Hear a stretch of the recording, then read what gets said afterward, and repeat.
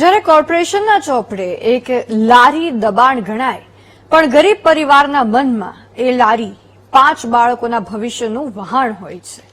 રાયપુરથી દાણાપીઠ સુધી ગાજેલો આરતીબેનનો આક્રોશ એ સ્માર્ટ સિટીના એસી કેબિનોમાં બેઠેલા સંવેદનશીલ તંત્રના ગાલ પર આજીવિકાનો જોરદાર તમાચો છે.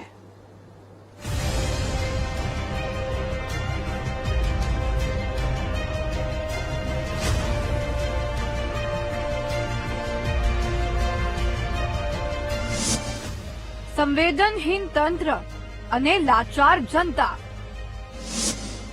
સ્માર્ટ સિટીનું બરબું સત્ય, લારી જપ્ત, ભવિષ્ય ઠપ. તંત્ર માટે દબાણ, ગરીબ માટે આજીવિકા. અમદાવાદના રાયપુરના રસ્તા પરથી ઉપાડેલી એ લારી કદાચ તંત્ર માટે માત્ર દબાણ હશે, પણ એક લાચાર માતા માટે તો એ તેના બાળકોના નસીબનું પૈડું હતું, જે અટકી પડતા તેણે વ્યવસ્થાના ગાલ પર આક્રોશનો એવો તમાચો માર્યો કે આખું શહેર સ્તબ્ધ થઈ ગયું. વાત જાણે એમ છે કે રાયપુર 4 રસ્તા પાસેથી એએમસીના દબાણ વિભાગે આરતીબેન નામની મહિલાની લારી જપ્ત કરી.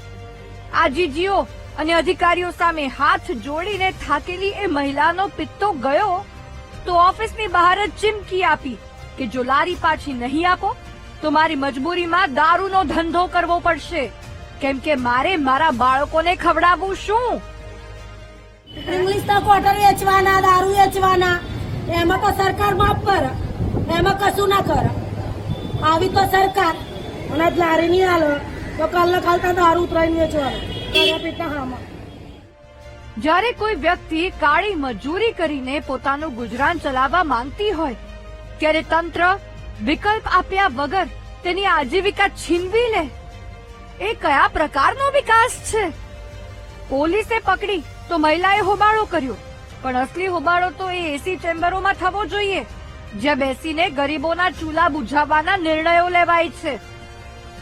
ગરીબ મહિલાના આ નિસાસા એવા તંત્ર પર છે જે મસ્ત મોટા પ્લોટો પચાવી પાડનારા ભૂમાફિયાઓ સામે મોં સીવી લે છે, પરંતુ એક ગરીબ મહિલા પોતાની રોજગારી માટે આજીજી કરે ત્યારે કાયદાના કડક પાઠ ભણાવવા મેદાને પડે છે.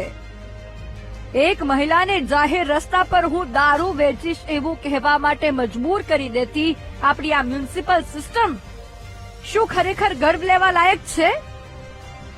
લારી જપ્ત કરીને રસ્તો તો સાફ થઈ જશે, પણ આર્થિક પાયમાલીના રસ્તે ધકેલાયેલા એ 5 બાળકોના ભવિષ્યનું શું? Bureau report, VTV news.